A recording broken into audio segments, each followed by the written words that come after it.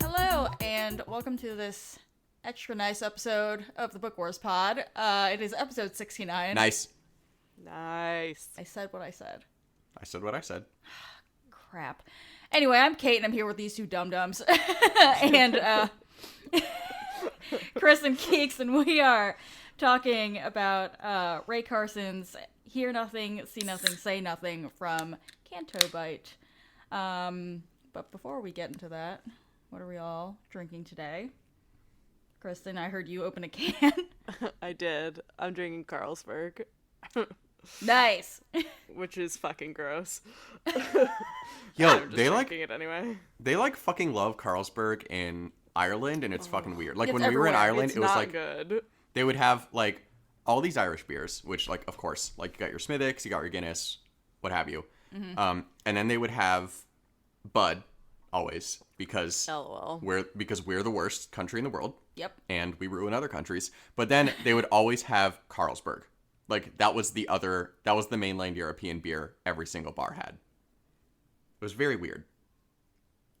What is it like? Is it basically like, It's just super light, isn't it? I was like, is that like Yeah, Europe's version it's of like- P-beer? It's European PBR basically, Okay. but it's like less sweet. It's like Oh. kind of bitter, but doesn't Ew. really taste like anything. Oh. Yeah, That's not it's fun. just like, yeah, I know. It's funny because like I much prefer for cheap beer here. I much prefer Tuborg, but like that is not everywhere like Carlsberg is, even though it's owned by Carlsberg, much like Rainier is owned by PBR. Interesting. But they are slightly different. Do you have Heineken there? I would think that'd be pretty easy to find. Yeah, there's Heineken, but that's I mean, it's pretty similar to Carlsberg. yeah. Where's Carlsberg from? Carlsberg Denmark, is I believe. Danish. Yeah. Yeah. Oh. I don't fucking know. I only know Yeah, because I looked it up in Ireland. Oh. Yeah, Carlsberg and Tuborg are both Danish, and then Heineken is Dutch, Okay. I believe. I did not know that. I think you're right. Yeah. It's either Dutch or German, but I Well, duh. think you're right. No, I think it's Dutch, because they have like that huge Heineken brew thing in the Amsterdam airport. Oh, yep. Now that I think Amazing. about it. All right. Well, that's a thing that's happening to you, I suppose. Chris, what are you drinking? I am drinking a mug of Irish rum cream flavored tea from Capital Teas in the Washington, D.C. metropolitan area, Oh my as God. well as spiking it with some Ray and Nephew rum cream, which I started a few episodes ago and just finished the bottle today because it was a very small bottle. Goddamn Ray and Singular Nephew. Singular Nephew. Singular nephew. I just thought it's not Ray and Sons. It's Ray and Singular Nephew. God damn it. Anyway. Star Wars Episode 8, Luke and Nephew. Oh my God. Aww. Official nephew of the pod was born. We're not talking about him, but he was born. and Yes. he's a perfect angel. He is a perfect angel baby. Seriously. Who I needed a blanket that he loves. Yeah, it's fucking awesome, and we're really excited about it. Anyway, Yes. He's a very cute what are you baby. drinking? He is so cute. Kate, what are you adorable. drinking? Shout out to the anonymous friend, a friend of the pod who pooped out a baby this week. I have one mug of Twinings Earl Grey, which I brewed super strong because Twinings tea actually kind of sucks, to be perfectly honest with you.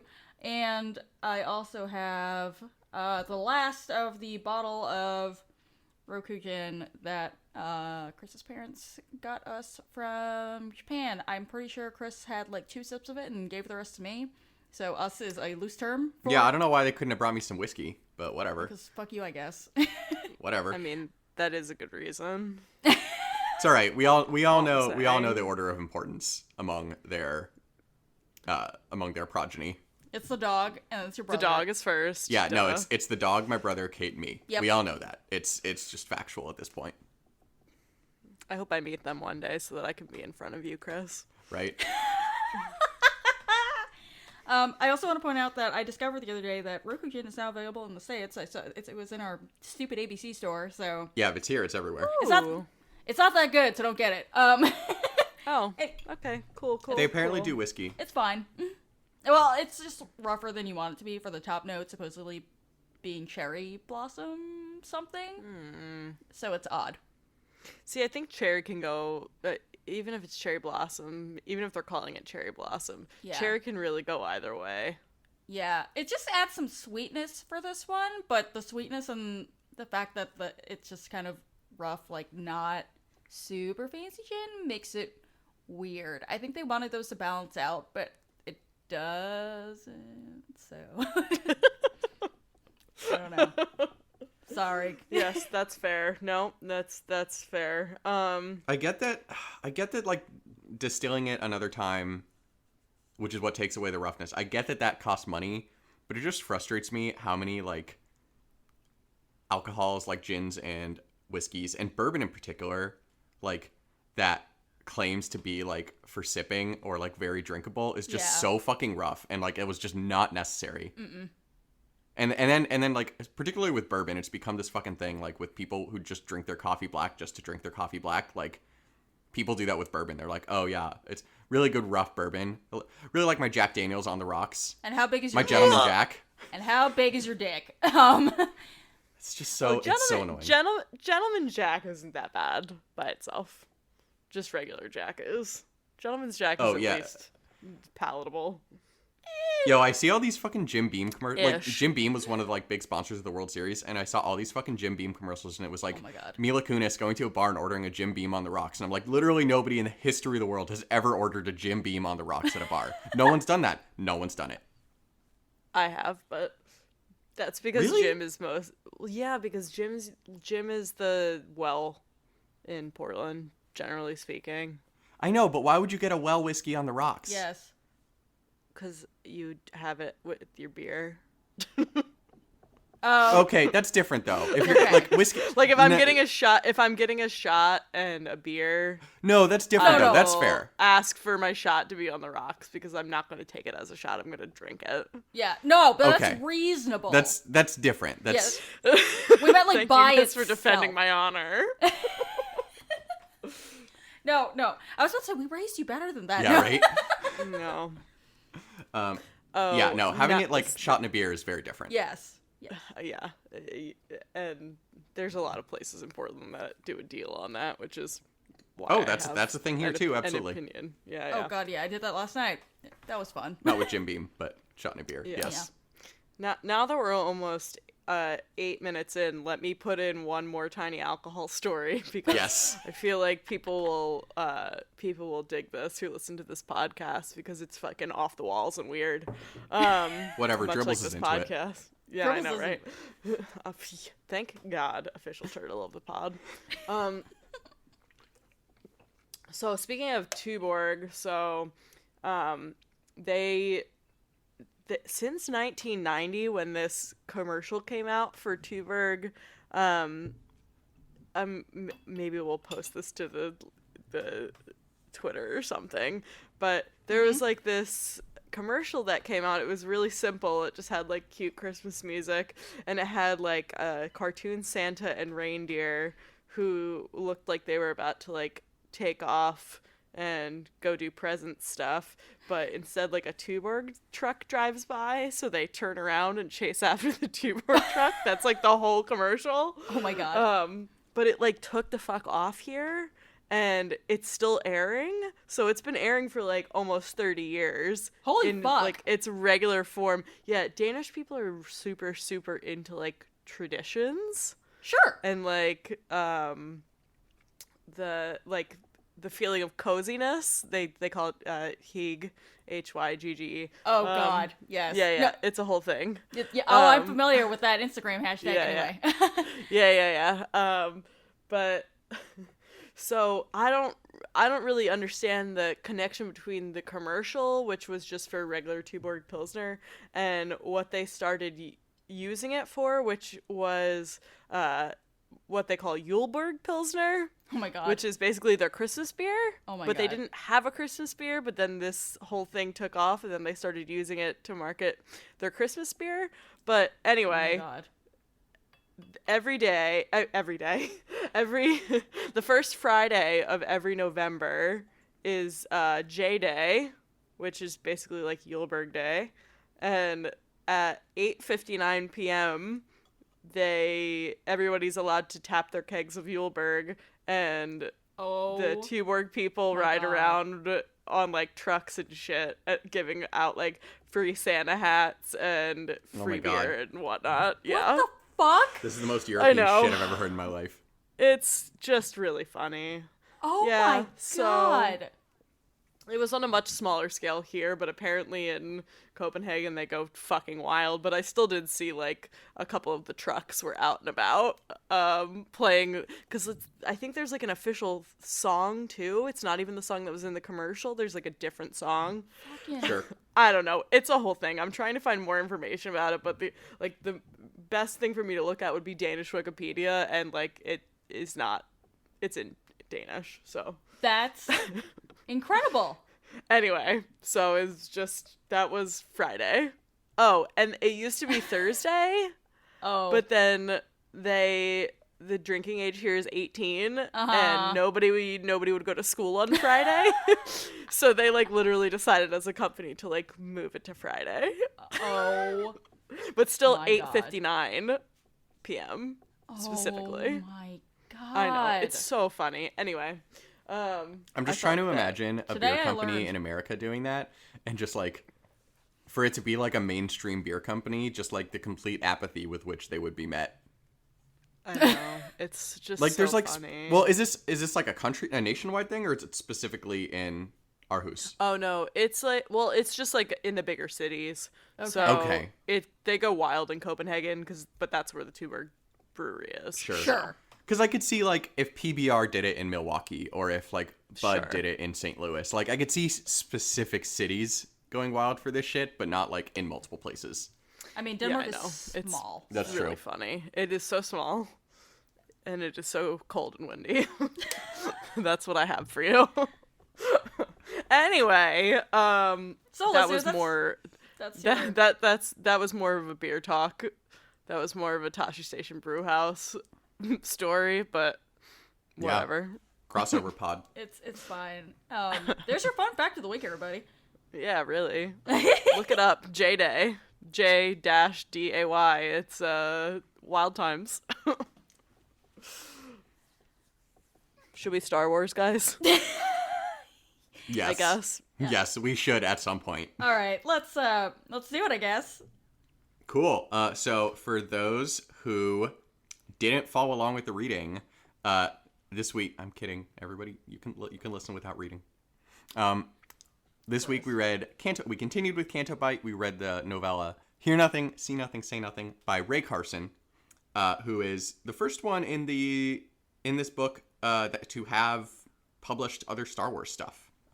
Ray Carson wrote the Red One in From a Certain Point of View, which was the story about everyone's favorite not malfunctioning R2 unit Yep. with a bad motivator. Yep. And she also, after Canto Bite came out, wrote Most Wanted, which is the Han and Kira YA novel, which we're going to be reading next year. And we gave a copy away to Real Baby Bird, if I recall correctly. That is correct, because she went Nailed and it. she wrote us a review on iTunes. Cough, cough. Maybe you should do that, Yeah. everybody. Hey, if you want a copy of Canto Bite and you're listening to this and like, I want to read these stories, check out Twitter this week. Yes. That's my bad. I was having a depressive episode. Anyway, continue with your content. Anyway, Yo. so the story. Depressive episodes suck balls. Really do. This pod's turning into a depressive episode. We haven't even started talking about the book yet. Listen, we were talking about beer is happy. Anyway, Beer is happy. stop interrupting yourself. Beer then. is No. happy. I will not. I can interrupt myself all the time. God, you're it's like, Dude, I heard you're a white man, so you put interrupting inside of your body and then interrupted yourself. If a white man interrupts another white man, does it make a sound? Oh my god. Yeah, it makes the fucking most noise. Sorry. I just got told. I stand corrected. Oh my god. All right, so one thing we want to talk about with this story is the concept of found family. And this is obviously a big point in this story for those who didn't have a chance to read it yet or don't have the book and would like to win it this week by following us on Twitter at BookWarsPod. This story circles around Lexo Suger, who is a Dornamethian masseur, at Zord's Spa House.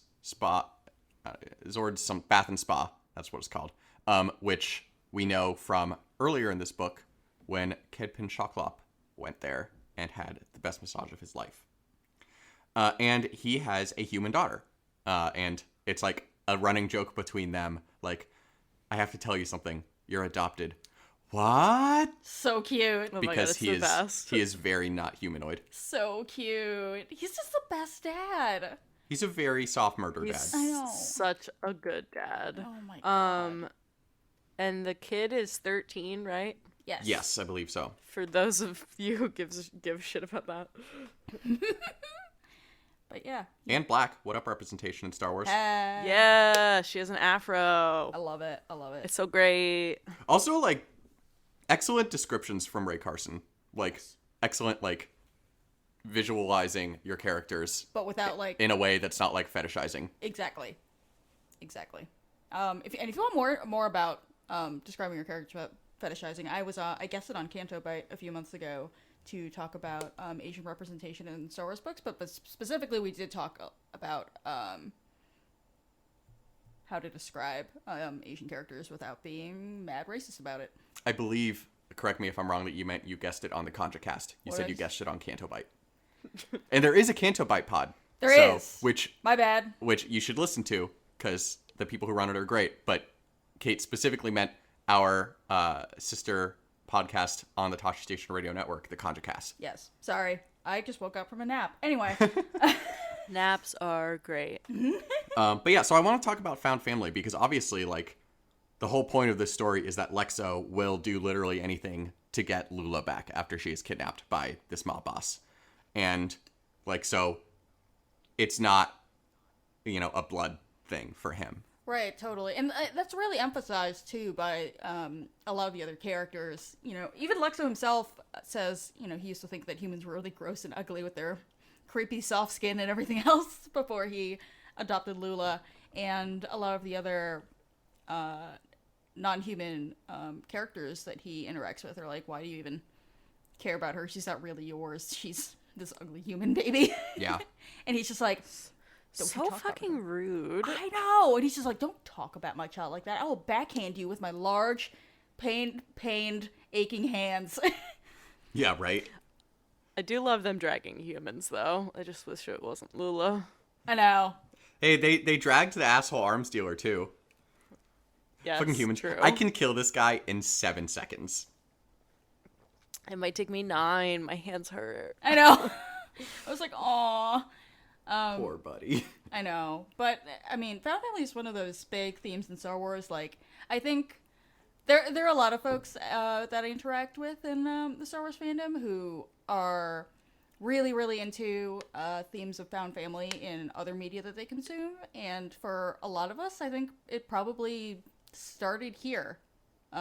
So it's cool to see that showing up in just a really, really explicit way in the story. I consume no other media. Yeah, well, I mean, if you think about it in Star Wars, I'm trying to think the only familial relationship that is really, really important. And I think it's the only one is Luke and Anakin. Like, that's the only one that is central to the plot. No, well, Kylo and Leia. Okay, yeah, Kylo and Leia, you're right. Yeah. But So, that's it. yeah. And But- I think Luke and Leia, I would argue, but But they didn't know at first. so- Yeah, like, Luke and Leia becomes important. Yeah. But, like, Yeah. they were super close before they realized that they were siblings. Yeah, I mean, Oh, we just yes. we, This is technically So, true. like- Sorry. No, it's good. No, you're super right, and that's why I put like on the outline like Luke and Han / Leia ish, because it's like it's tough because like the Force, like did they know all along, like this whole thing. Hopefully they didn't because of the making out thing, but we literally just watched Empire this past weekend, and oh god, but also by the end, I think no, but like Luke is I think has like accepted that like Leia and Han are a thing, and like they're totally space twins before space twins is Yeah. actually established. yeah, definitely. Cute. But so yeah, like all the other relationships that you see in Star Wars, whether it's, I guess you could throw Jyn and her family in there. But like But in the Skywalker saga, in the Skywalker, yeah, absolutely in the Skywalker saga, you have like Leia and her parents obviously are adopted. Excuse me. You have obviously the entirety of the Jedi Order is not related by blood to anybody. but they very much feel But Like they siblings no, and- they absolutely feel yeah. like brothers and Yeah. siblings. yeah. And then you have Rey, of course, who comes from nothing, and yet is important, and she matters to Finn and to Poe and to Leia. And so, like, this concept of found family is one that, Or Finn himself. or Finn himself, absolutely. And so, this concept of found family is one that is very recurring in Star Wars, but like, there's always these new ways to do it because we don't really have the parent going hard after a child as like the main plot line in Star Wars stories so far. We don't have a ton of that. What do you mean going hard? Like Trying murdering to people, find like safe. Lexo. Oh, I see. Got it. Yes. Yeah, I mean, we have Leia and Han, kind of. Also, I think even outside of the Skywalker saga, I mean, we brought Jyn up, but, like, obviously, found family is huge in both, what's her book called? How come I can never fucking remember what this book is Rebel called? Rising. Rebel Rising. Thank you. Both in Rebel Rising and in Rogue One. Yes. First with Saw Totally. and then with everybody else, Yep. And et cetera, et cetera. Cassian literally says, "Welcome home" yeah. to Jyn. And I mean, Baze calls her little sister. Yeah.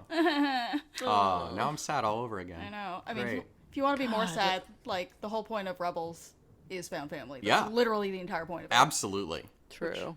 Let me go cry about Kanan in a corner for 15 minutes. BRB. It's okay. You got a broccoli son out of it. But what about Such a not? sweet baby. But what about not broccoli dad, Chris? I know. Chris. All right, Kate's gonna go cry in a corner. This has been episode 69 of the book. No, I'm just kidding. Nice. I do want to point out that one of my favorite things that I've seen on Tumblr, not recently, but somebody did a fan art being like, these are all my favorite sad murder dads and their sad murder daughters. It was just various video game characters. So from The Witcher was Geralt and Ciri, and from The Last of Us it was Joel and Ellie. And Lila's not exactly a murder daughter, but she did like whack a Gomorian over the head with a tray. So I'm gonna count the Lexo and Lula as sad murder dads and their sad murder daughters. I'll count it. And I love them I'll so count it. much. Totally counts. Yes. Chris will tell you, I stopped at multiple points, like almost through the book across the room, and I was just like, can somebody please leave this sad dad alone? Yeah. Anyway. And then speaking of sad dads, the one other thing about found family versus blood family is, of course, looking at Han. He's somebody who the single blood relationship in his life he doesn't know what to do with. Like, he doesn't know how to be a father. Womp. Because he never had actual blood family to learn from. He only has found family. Aww. And so it's just, one of the ongoing themes of Star Wars is the importance of found family, and that comes through in spades here. Totally. All right, I could go into the next topic, but I feel like I've been talking a lot. Does somebody else want to? I don't know. I was just gonna do the rap air horn. I mean, that's fair. All right, fine. I can talk. Please introduce the next topic. I can do that for y'all. So the next thing we wanted to talk about was how we get a little bit more into the working class side of Canto Bight. We did a little bit in The Winding Dreams by Mira Grant, the previous story that we read, because we have the character of Kala, the hotel receptionist.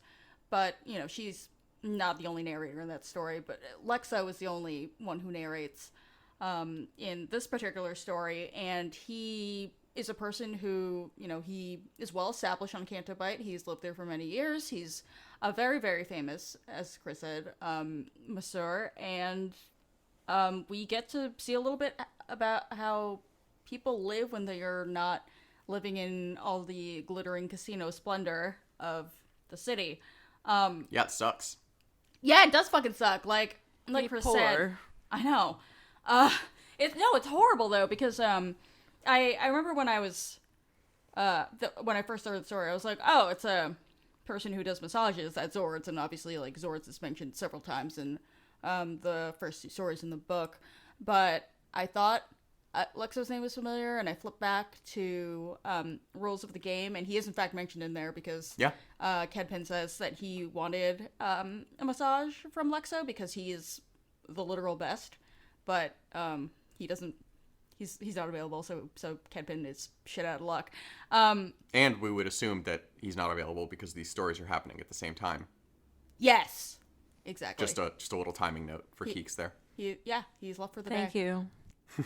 It specifically says, Kedpin is specifically told he is left for today, which is probably when he finds out that Lula has been kidnapped and he fucks off work. Yeah, because Lexo says he's like never taken a day off. Yeah. In like 40 years, because you can't when you're poor. Exactly. And Actually, Chris, Chris.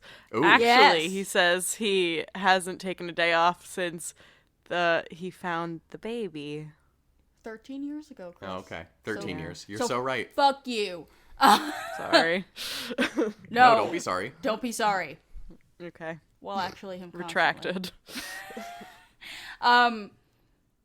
But yeah, I was kind of like, again, because I like kind of like referenced that really quick, and then I started the novella in earnest. I was stunned to see what poverty, honestly, Lexo and Lula live in. Him being like the best massage being, probably on Kintonica, which is really fucked up. Like I don't really know, you know, how much he's paid or what, or like if he's, I don't think he's indentured, but I don't know how much he's paid or anything like that, or, you know, what the cost of living in Canto Bight is. But that's like nightmarish, isn't it? It's like something that's like, honestly, really horrible. There's something really horribly American about that you can just like run as fast as you can, but you're always running in place. Like, Yeah. yeah. It's, I mean, that is what it was like growing up where I grew up. Yeah. Not I that can there imagine. weren't people who didn't have money, but the people who had money who worked in like the casino industry were like the people in fucking charge. right. Right. Yeah. Not dealers or even like pit bosses. It was Right. like people who were like VPs. Ew. Yeah. Yeah, and I mean, as you know, I grew up in New York City, where like the income disparity between the top and the bottom is just vomit-inducing. So Yeah, I mean, like, you know, we talked last episode at length about like how this is comparable to Atlantic City, Las Vegas, your cities like that, and you can obviously see it there. But I mean, any service industry, frankly, or any just working class industry in general, like you go to a fancy restaurant, like you have these people serving you who are like at top of their game, know every single one of the 100 wines on the wine list, and can tell you like freaking tasting notes on it, and like will bring you your steak perfectly cooked, and they're probably paid $4 an hour because the tip minimum wage, which is garbage. yeah, I was gonna say, like, again, a very American story. You know, we see Lexo getting tips and stuff like that. Like, I mean, people in the service industry in America, like, they live and die by tips. It's horrible. Yeah. It's so real. Not to take us away from this horribly depressing conversation, but as usual, I had a stupid question. No. Hold on, I'm belching into the mic. Okay. Some things never change. I I can was take Kristen out of confused- Portland, but you can't take Kristen out of Kristen. I know. I was really confused about Lula's indentured servitude. Like, yeah. why? Why is she Why injured? did she owe? Yeah, why did she owe him money? I was real confused. I mean, no, they kind of explained it, but I was like, I still don't get it. I feel like it's probably she owes him a labor debt just because of, like, Lexo clearly does not make enough money to take care of them both, so she has to work because at least then, like, she probably at least gets sort of fed at the stables or something like that. Yeah, That kind of thing. that's my assumption as well, but I don't think it's ever spelled out. No. Yeah, I was just like, I don't get it. She was like dropped in Canto Bite. Why does she owe this person money? Yeah. But No, that's a good point. that's neither here nor there. It's probably also a little bit, like, at least for someone her age, a little bit of an apprenticeship thing. Like, at least she'll have some fucking skills to be, you know, pitchforking poop once she Yeah. grows up. I don't know. Yeah. Thank you Yeah. for that clarification. But yeah, so it's just, you know, you see the underbelly of Canto Bite, which Rose sees immediately in Last Jedi, and Finn, who, like, you know, not to call Finn's upbringing privileged, but I think it's fair to call it sheltered because obviously he grew up on First Order ships in the unknown regions. Yeah. He hasn't been out in the world. And like, why would they explain anything to him ever? exactly, like, why would they explain class conflict to Finn? Like, he's a soldier. He was raised to do. He was brought up to do one thing. As he says, and so like, Rose, who comes from a poor mining planet, like, knows this shit. Like, she sees immediately, like, if there are rich people, then there are people that they're profiting off of. And so you see Lexo, who's like top of his game and top of his industry, and he's broke. Absolutely. Through no fault of, like, through the selfish acts of taking care of, feeding his daughter and buying himself medicine so that he can continue to practice his craft. I know. Like, Speaking of quintessentially American stories. oh, it's awful. Ugh. It's awful. I mean, I think about people who, like, there's been some criticism going around of people who are always on social media being like, hey, if you can help me out this month, like, so I can cover my rent, that'd be great. And people are, like, complaining about it, like, why are you so fucking irresponsible that you, like, need to ask for money every month? And I'm like, can you, like, fucking read a book? Like, this is not, like, the reason why, do you think these people would ask for money if they, like, were cool with stuff? Like, it's, like, it's hard to ask for money. Like, they're not doing this because they're, like, greedy or anything, or because they're, like, waste their money frivolously. It's because, like, America's, like, the way we treat economics here and the way we take care of or don't take care of our citizens is fucking disgusting. Like, there's no reason why you should have to ask people on the internet for money to put a roof over your head, but the fact is that this is, like, fucking the United States in the year of our Lord 2018, and we still can't house people. We can't give them basic shit. It's awful. Yeah, I mean, like, it's true in, certainly in American society, and it's true in Canto Bite and in the galaxy far, far away. Like, you come into these places, and you come into America and Canto Bite, and you hear these rags to riches stories, and the American dream, and hitting it rich in Canto Bite, and you expect the world to be fair, and you expect, and particularly if it's been fair to you, Sure. you know, whether fair is accurate or not, Right. Whether It feels whether fair. yeah, whether it feels fair to you, like, you expect that if somebody works hard, then they are going to be able to get ahead. Whether it's, you know, somebody saves their money and, you know, doesn't gamble it all away, or whatever, you know, be welfare queens is the popular American garbage Yeah. stereotype. Awful. But, like, you expect the world to be fair, and as we know in America, and as Rose knows, and as Lexo knows, it's not fair in Canto Bite either. Like, No. there is no fairness. Absolutely. Yup. Speaking of a depressive episode, Jesus. Vote on when this comes out, please. Motherfuckers. This comes out on election day. Vote. I heard, okay, I missed the first word you said, and so Vote. I only heard when this comes out, please. Nothing. Vote. Yes. For the love of Christ. Yeah, this is coming out Tuesday. If you are listening to this on Tuesday, And you have not been somehow horribly disenfranchised, please Yes. fucking go vote. if you are registered and have the ability, please go vote. And if you don't fucking tell me about it because I will yell at you. Yeah. Yep. Anyway, Absolutely to all of that. onto a fun topic, gambling. So yeah, speaking of gambling and shit not being fair, Yeah, we haven't talked a lot about gambling. honestly, we haven't. This book. Yeah. We will next episode. Sure. Oh, good. I was Because wondering. the next story is all about gambling. Mm-hmm. But One of the themes that we see kind of running through this book is obviously it's a casino town, and there's a lot of like actual casino gambling, but there's a lot of people like gambling on themselves or gambling on other people, like metaphorically, taking these chances. So you've got the Countess who is, kind of like betting on these like races, these fathier races in the hopes that she'll, get enough money that she will be able to take care of her husband so comfortably. We've got Ubiala who, oh, I had a question about Ubiala actually. So speaking of gambling, so obviously she, the other theme in this book is that there's always a bigger fish, right? You're welcome, everybody. But everybody is indentured either literally or in some other ways. They owe a debt to somebody else. Do we ever figure out like is Ubiala's person who like she owes the wine to? Is it the mob boss in this story?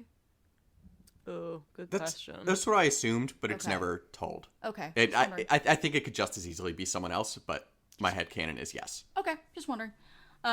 Anyway, yeah, like she, she's kind of like gambling her, like she's taking her chances with, presumably this mob boss, who, funds all of her, fine drinking establishments and whatever the hell else. Even though she knows that he could have her killed at any moment, especially if it's a mob boss, because as we have seen, he has no qualms about killing anybody, including small children. So, that's a problem. Last story we talked about, again, the hotel receptionist Kala, who lost all her fucking money. Now she's indentured at various hotels and can be transferred amongst all these hotels, and it's just awful. And poor Alexo, who has never actually gambled or anything a day in his life, who, because Lula gets kidnapped, has to take chances on all these various other people who may or may not help him. Or, the bartender at Canto Bay Casino who may or may not be working for the mob. And he doesn't actually know, but he has to try. Yeah. Because he has to find his daughter.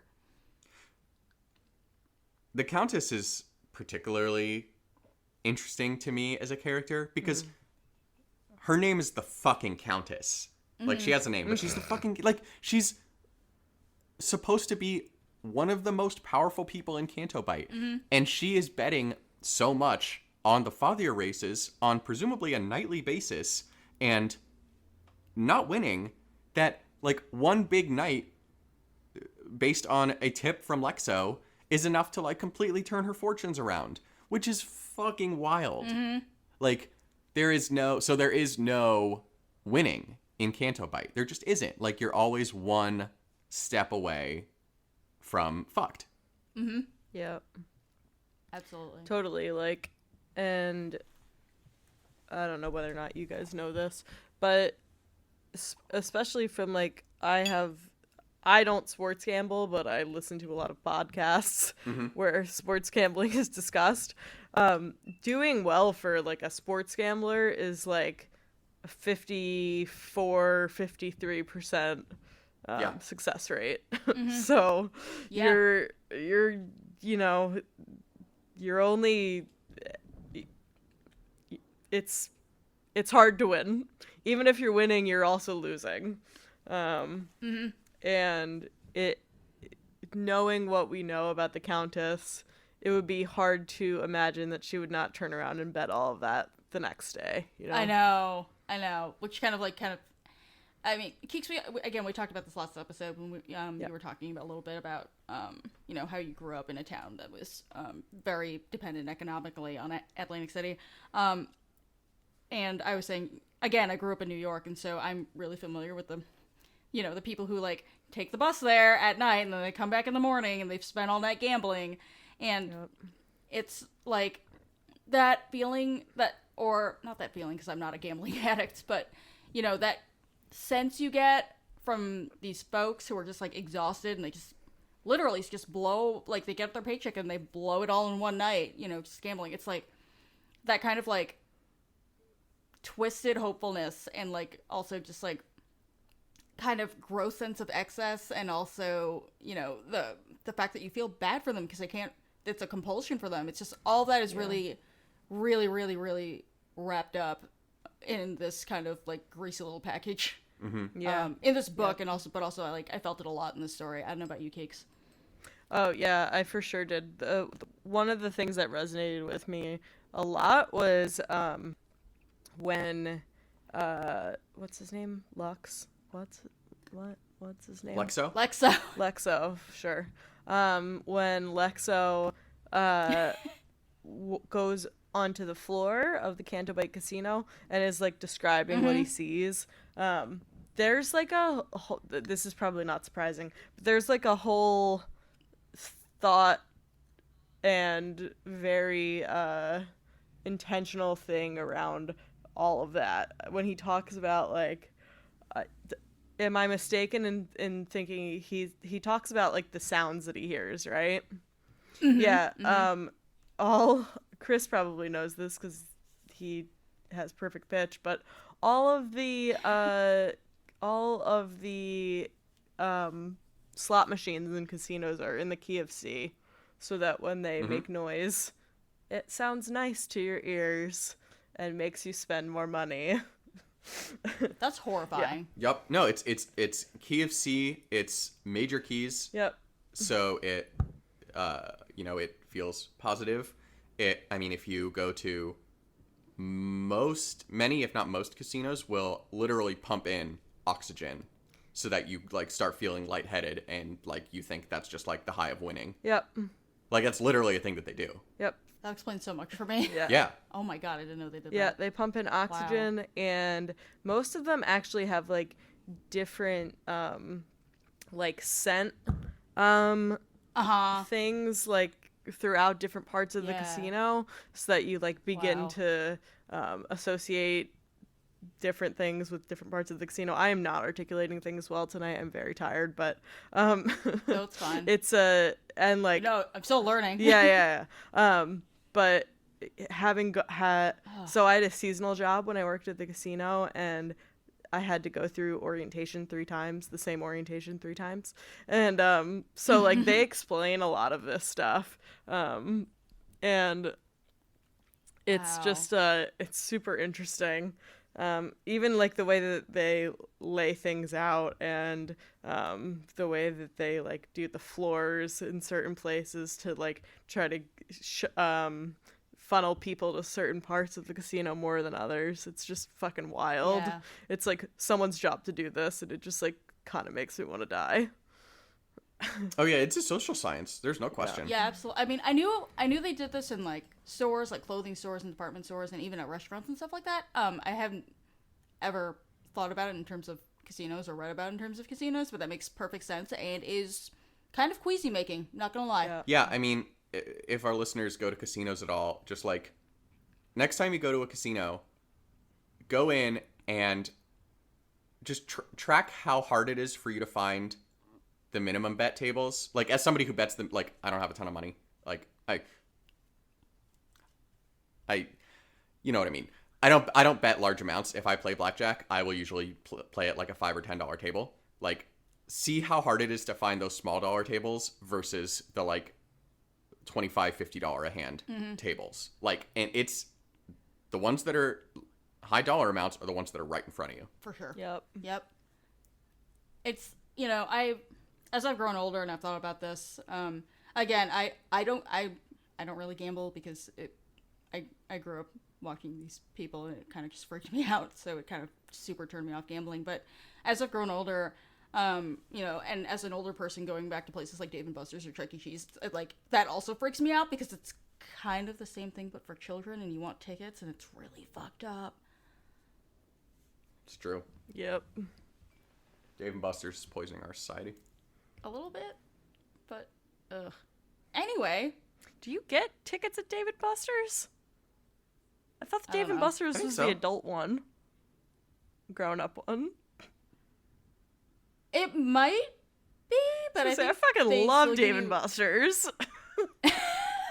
I thought they gave you tickets for like the nostalgia factor kind of thing, but maybe I'm wrong. I don't know that they. I don't know. It's been a long time since I've been to Dave and Buster's. I know. I just like. Me I too. just like arcade Whatever. games. Charles E. Cheese then. Yeah, sure. Charles E. Cheese, and also like, it's so funny because there was so much of that like on the Atlantic City Boardwalk and stuff. So literally just like looped right in. Leap. Yep. I'm like, I'm please, gonna need to shower after this please episode. don't badmouth my adult video games. I just want to go ride on a pretend motorcycle. I mean, that is fine. I'm just saying, like, No, You know, you're we're a little bit- absolutely right. we're a little preconditioned and it's a little awkward. Yep. Speaking of things that are awkward, what? Hang on. Speaking of things that are awkward, but also speaking of Chuck E. Cheese, Yeah. if you want some fun trivia for your next party, What? the E stands for entertainment. His name is Charles Entertainment Cheese. That was a dumb name, and his mom clearly hated him. Yeah. Yep. He's doing pretty well for himself, though. American dream. Worked hard Fucking Got ahead. Christ. Because he has to fill the void in his soul. with pizza Yes. That pizza's so absolutely bad. and entertainment. And luring small children. Wow, this got weird. This is a weird episode. This episode is very little about Star Wars, to be perfectly honest. Yeah, well, it's also very little about Star Wars in the story itself, other than like there are aliens. This is true. Oh, you know, exactly. No, this book is great. Honestly, it's been a lot of good discussion the past few novellas we've read.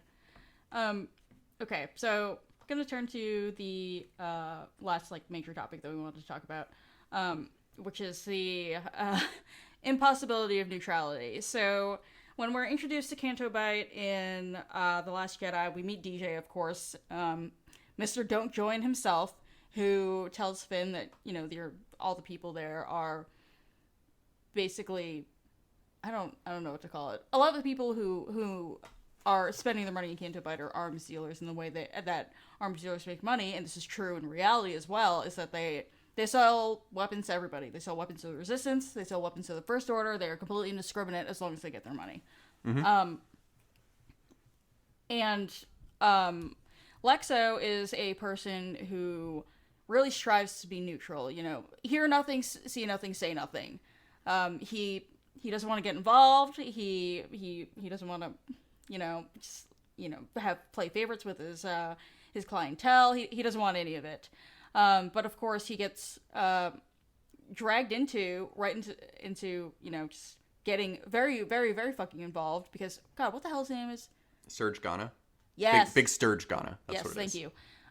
Because, Ghana drags him into it because he refuses to, accept Lexo's stance. And we see that in real life all the time. We see folks in the crossfire of war getting pulled to one side or another, which is obviously the most common example.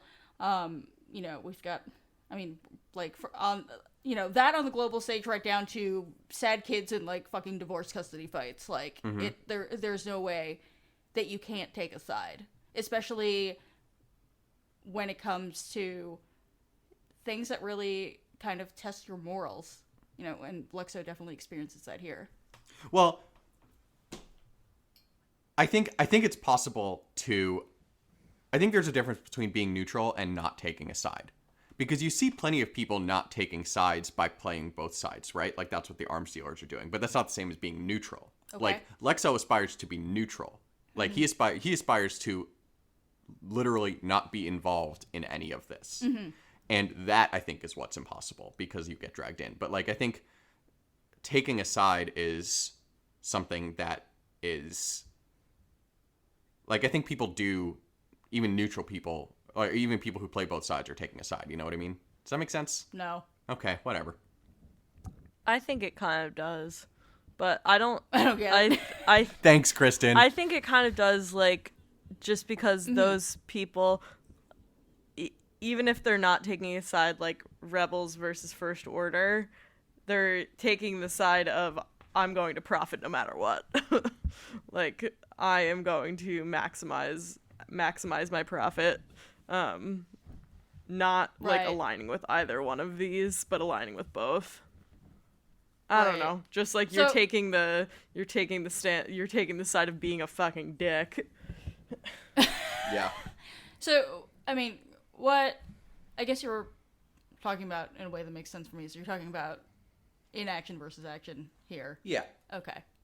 Okay. Yeah, that's a better way to phrase it. Yeah. Like, taking a side is an action. Like, Lexo wants to take no action. Right. Okay. But you can't do that. Yeah, he can't. Yeah. Nope, he got sucked the fuck in because they were like, "Boop, here's your daughter. I'm taking her. Bye." Yeah. And you look at DJ in Last Jedi, like, he takes an action. He's not neutral. That's true. Like, he likes to pretend he is. He likes to tell himself he is, They blow you up today, you'll blow them up tomorrow. Right. But, like, Finn very clearly says, you're wrong. Yeah. And he is wrong because, like, DJ almost killed the Resistance if it weren't for the Holdo maneuver. Yep. And so, like, it's even this veneer of neutrality that DJ thinks he has by playing both sides, like, which, when he's like, good guys, bad guys, there's no such thing. Right. Like, it's all a farce that they play for themselves. Right. But also, I guess part of what's getting me caught up is the fact that deciding to not take action is still taking an action.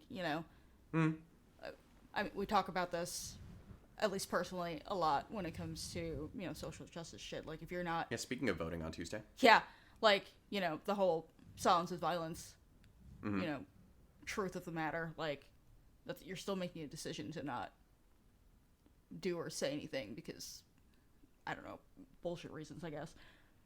Yeah. No, that's fair. So, I mean, I guess that's a deeper discussion of the psychology of choosing to do nothing versus choosing to do something. Mm-hmm. And then once you choose to do something, but taking sides, there's a whole decision tree. Oh my god. Ay. That's All right, terrible. that seems like a I good was place gonna to say, just stop us please, forever. please Stop. let this end. I don't want to hear Chris talk about a decision tree again. All right, well, thank you very much for listening to this incredibly nice episode of the Book Wars Pod. Oh my god. We are next week going to be finishing up the reading aspect of Canto Bight. We're going to be reading The Ride by friend of the pod, John Jackson Miller. That poor man for the pod. And our next book after that, so you can start to get it from your local library or order it from your local indie bookstore, is going to be Thrawn Alliances by Timothy Zahn. It came out earlier this year. I am very, very excited for this one. So You're gonna have an excitement poop. Blue boys. so many blue boys. Chris, did you read this already yet? I did. It's my favorite book in the canon now. Okay.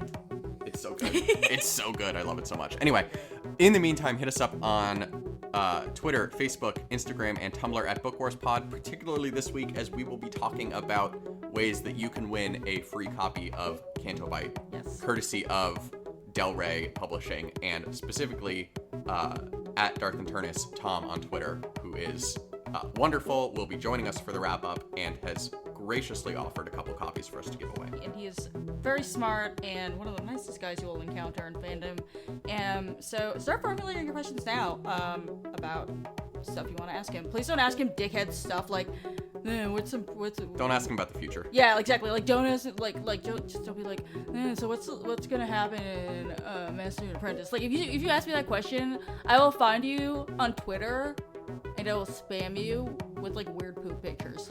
Yeah, She'll do it. we can promise you that if you try to ask Tom stupid questions, I'm just gonna answer them, and they're all gonna be about how Snoke is gonna have spider legs. So Oh my god, can we do that? we'll Yes. go back. I will find a way to work it into every question that you ask that is stupid. Absolutely. Excellent. I love it. Yes. All right. In the meantime, maybe before we start doing that, rate, review, and subscribe to both us and the Tashi Station Radio Megafeed. It is the best opportunity for other people to discover the show. So if you could give us a rating and a review, that would be wonderful. And particularly if you leave a review, you open yourself up to winning all sorts of fun prizes. If you have the means and are so inclined, please donate to the Tashi Station Radio Patreon and give us coffee at ko-fi.com/bookwarspod. It really helps us cover our hosting and production costs, as well as help us come up with some with money to do some swag for Star Wars Celebration Chicago. Our theme song is Whiz Bang by Poddington Bear. Our logo and artwork are by Joe Butera Design. For Kate and Kristen, thank you so much for listening to this episode of the Book Wars Pod. I'm Chris, and we will talk to you next week. Blah, blah, blah. Nice. Oh shoot, we should have been like doing. We should on Twitter this week put up contest for copies of Canto Bite because we're gonna have copies. Oh shit. We were supposed to do that. Yeah.